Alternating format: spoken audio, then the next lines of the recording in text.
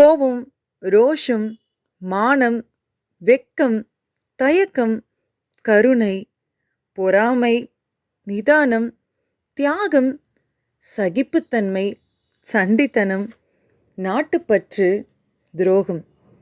என்னங்க, ஏன் திடீர்னு இப்படிலாம் பேசுகிறாங்கன்னு பார்க்குறீங்களா? இந்த மாதிரி வார்த்தைகள், விஷயங்கள்லாம் உயிரற்ற பொருளுக்கு கிடையவே கிடையாது. ஏன் பல உயிரினங்களுக்கு கூட கிடையாது. இது எல்லாம் மனம் செய்யும் மாயம், மன ஓட்டத்தின் விளைவுகள். மனங்கிற ஒன்று இல்லைன்னா இந்த வார்த்தைக்கெல்லாம் அர்த்தமே கிடையாது. மனம்தான் சாவி, மந்திர சாவி. மனம்தான் இயக்குனர், ஓட்டுநர். மனம்தான் மென்பொருள். ஒரு செயலை எப்படி செய்யணும் அப்படின்னு திட்டமிடுறது மனம்தான். மனிதனுக்கு மனிதன் வித்தியாசப்படுவதும் மனதால் தான். அவரவர் முயற்சிக்கும் முயற்சி இன்மைக்கும் உள்ள இடைவெளிதான் மனம். மனம்தான் வெற்றி தாகத்துக்கும் தோல்வி பயத்துக்கும் காரணம். மனம்தான் நிம்மதிக்கும் மன உளைச்சலுக்கும் கூட காரணம். மனம்தான் முடிவெடுக்கும் செயல்படுத்தும் எந்திரம். ஆக மனம்தான் மனுஷன், மனம்தான் நாம்.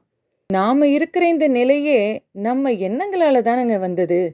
நாம் நமது எண்ணங்களால் நமது உலகை உருவாக்கிக் கொள்வோம். நன்றி மக்களே.